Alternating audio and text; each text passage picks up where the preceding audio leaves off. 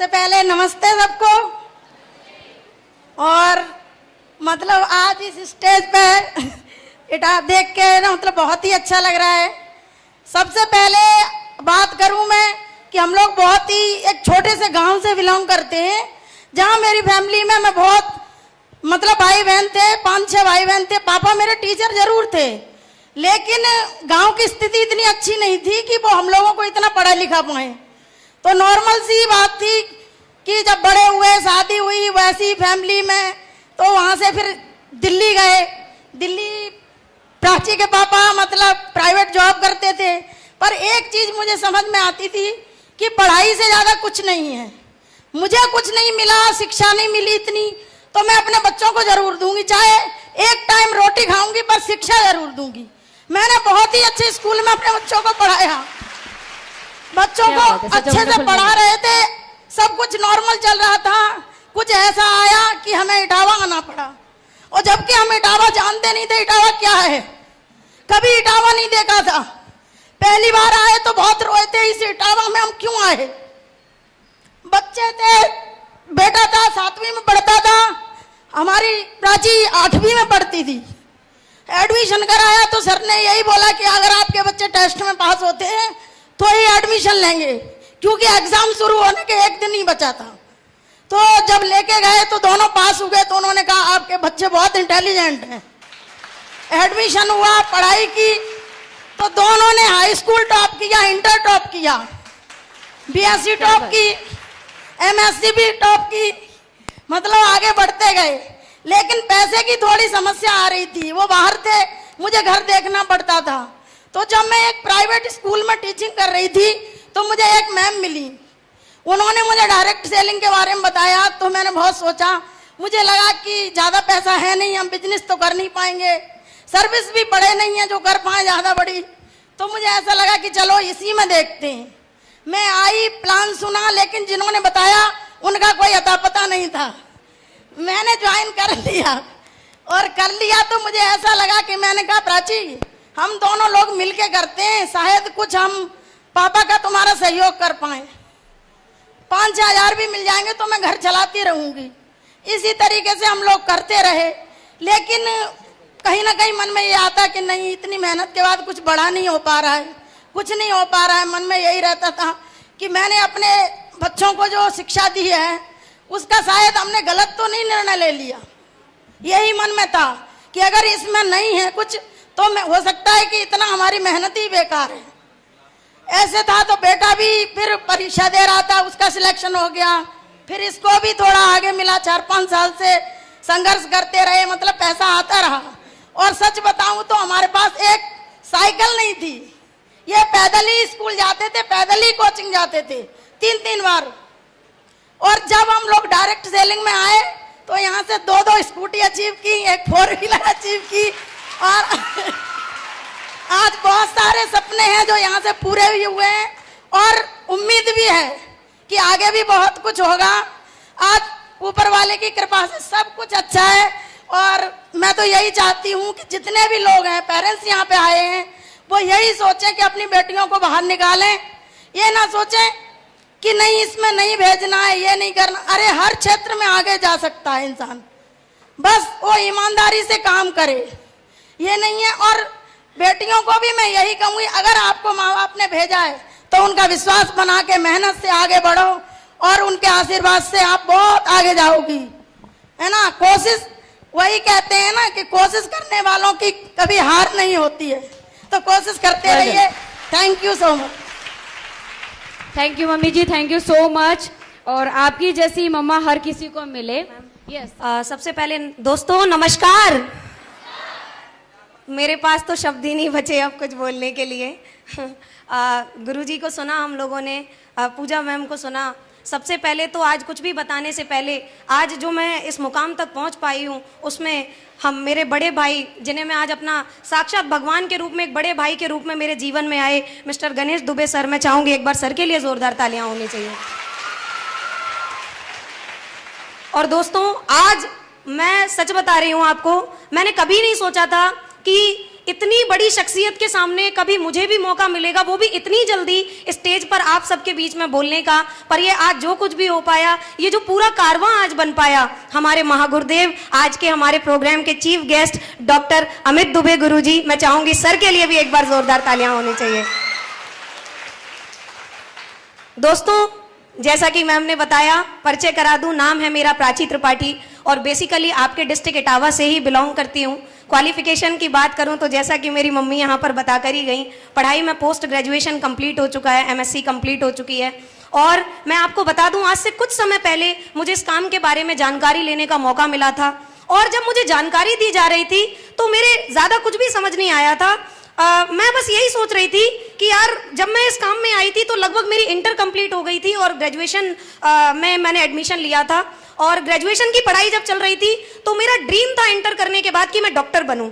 तो डॉक्टर की प्रिपरेशन के लिए नीट की तैयारी की जाती है। तो आपका, अगर आप नीट क्वालिफाई कर लेते हो तो आप वहां पर आपको गवर्नमेंट कॉलेज मिलता है, देन आप एमबीबीएस डॉक्टर बन जाते हो। तो मेरा शुरू से, मतलब 10th में जब टॉप किया तो टीचर्स ने बोला कि तुम पढ़ने में अच्छी हो, तुम साइंस सब्जेक्ट लेना, पीसीबी लेना और तुम टॉप कर जाओगी, तुम देखना 100% डॉक्टर बनोगी। तो अभी जैसा कि गणेश सर बता रहे थे कि जब वो पढ़ते थे दिल्ली में तो सब उनको मतलब बोलते थे ये डल है पढ़ने में, तो वो बहुत अपने आप में गिल्टी फील करते थे। पर लेकिन जब वो यहाँ पर आए, यहाँ पर टीचर्स ने उन्हें बोला कि ये बच्चा सबसे इंटेलिजेंट है, इससे तो पूछने की कोई जरूरत नहीं है, तो उन्हें फीलिंग आने लगी कि नहीं, मैं इंटेलिजेंट हूँ। और फिर आप देखेंगे जिस क्लास में किसी बच्चे ने टॉप नहीं किया, सर ने टॉप कर दिया। तो मेरे साथ भी यही सिचुएशन रही। जब मेरे टीचर्स ने बोला कि तुम डॉक्टर बन जाओगी तो मेरे अंदर भी एक एनर्जी आई, हाँ मैं डॉक्टर बन जाऊंगी। और आपको पता ही है, 12th तक एक इंसान को ना उसकी आंखों के ऊपर एक रंगीन चश्मा लगा होता है, उसको दुनिया बड़ी रंगीन दिखाई देती है कि बस यहाँ से निकलते ही अब तो हमारी लगी जाएगी। तो मेरी भी आंखों के आगे रंगीन चश्मा चढ़ा हुआ था। पर मैं आपको बता दूं, जब मैंने ग्रेजुएशन में एडमिशन लिया, फिर उसके बाद नीट की तैयारी के लिए कानपुर गई, तो वहां पर बोला गया आप इस कोचिंग के लिए क्वालिफाई कर गए हो पर आपकी 90,000 रुपए फीस लगेगी। और 90,000 रुपए, मेरे घर में तो 90,000 छोड़ो 90 रुपए भी नहीं थे, वो मुझे तैयारी करने के लिए मेरे मम्मी पापा भेजते। तो मेरी मम्मी ने बहुत प्रयास किया, काफी रिश्तेदारों से मदद मांगी ताकि मैं पढ़ सकूं, आगे नीट की तैयारी कर सकूं। पर लेकिन आप तो जानते ही हैं, जब अपने पास नहीं होता तो कोई देता भी नहीं है, यस और नो। तो मेरे साथ भी यही स्थिति थी। तो मैंने अपनी मम्मी से एक ही चीज बोला, कोई बात नहीं मम्मी, हम नॉर्मल ग्रेजुएशन कर लेंगे और कुछ देखेंगे, कुछ अच्छा लिखा होगा जीवन में तो खाली तो नहीं बैठेंगे, कुछ ना कुछ करेंगे। और आप देखेंगे, कहा जाता है अगर आपका आगे बढ़ने का आपके अंदर हौसला है, कुछ करने की चाहत है, तो ऊपर वाला भी आपका साथ देता है। और मैं आपको बता दूं, इसी दौरान मेरी मुलाकात हुई मिस्टर गणेश दुबे सर से। सर ने मुझे बताया इस प्लेटफॉर्म के बारे में और मैं आपको बता दूं, जब सर ने मुझे बताया तो मुझे एक ही चीज अंदर से महसूस हुई कि यार, जब भैया कर रहे हैं, परिवार में भी भैया लगते हैं, तो मैंने कहा यार, जब बड़े भाई की तरह भैया कर सकते हैं तो प्राची तू भी कर सकती है। तो मैंने कहा ठीक है, कर लेते हैं। और आप माय डियर फ्रेंड्स बिलीव नहीं मानेंगे, जब मैंने स्टार्ट किया था तो लोग मुझे बोलते थे कि इतनी सी तो तुम हो, और ये बात हकीकत है।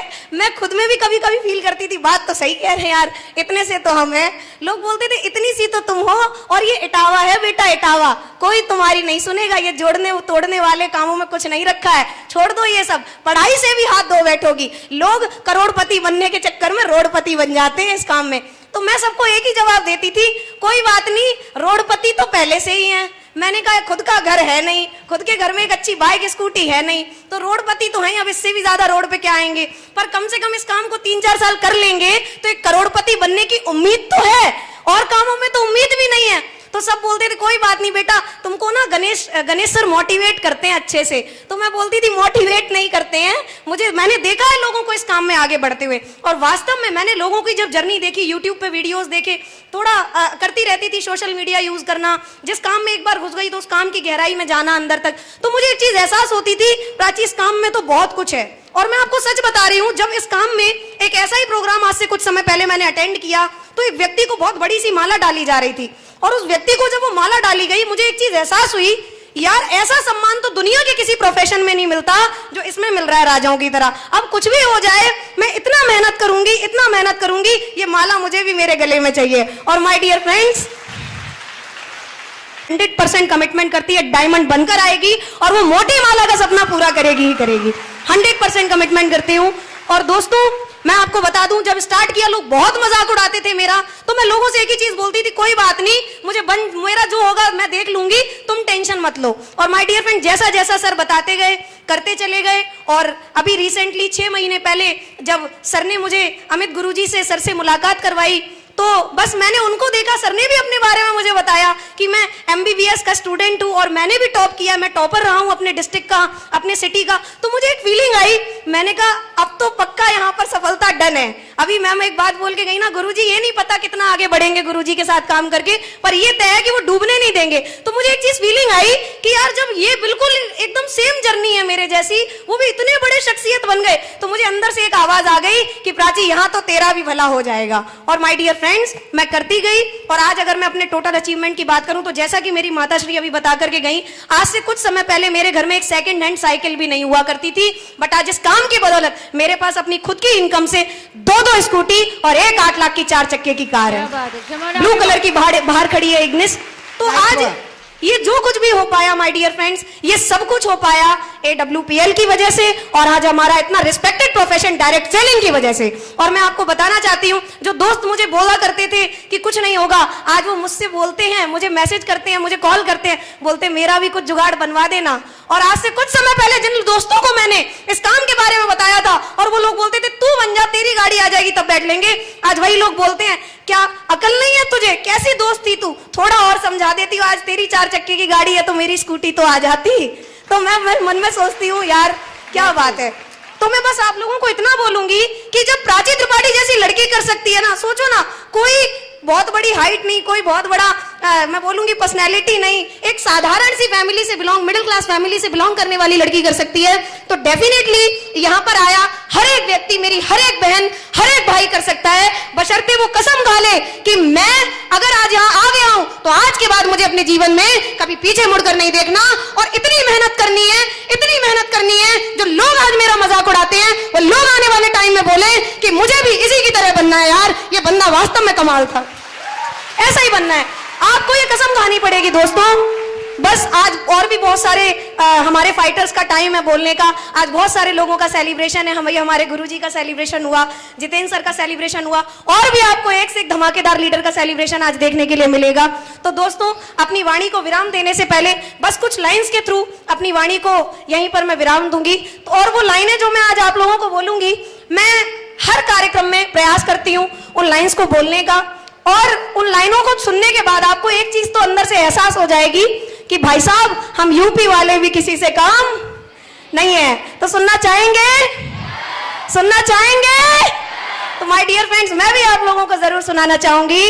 तो वो लाइंस कुछ इस तरीके से हैं कि कभी कभी मैं सोचती हूं मैं बहुत देर से आई हूं, कभी कभी मैं सोचती हूं मैं बहुत देर से आई हूं, मुझे राणा संगा के युग में आना था और एक हाथ से लड़ा वो वीर, मुझे बिना हाथ के लड़ना था। कभी कभी मैं सोचती हूं मैं बहुत देर से आई हूं, मुझे अकबर के युग में आना था और बीरबल से बढ़कर अपनी बुद्धि को दर्शाना था। कभी कभी मैं सोचती हूं मैं बहुत देर से आई हूं, मुझे सन 1942 में आना था और भारत छोड़ो आंदोलन में गांधी जी का हाथ बटाना था। But my dear friends, AWPL platform मिलने के बाद और इतने प्यारे गुरुदेव और आप सभी के जैसा इतना प्यारा परिवार मिलने के बाद एक ही चीज सोची हूं कि बिल्कुल सही समय पर आई हूं, क्योंकि बन गए वो लोग इतिहास, मैं एक नया इतिहास बनाने आई हूं।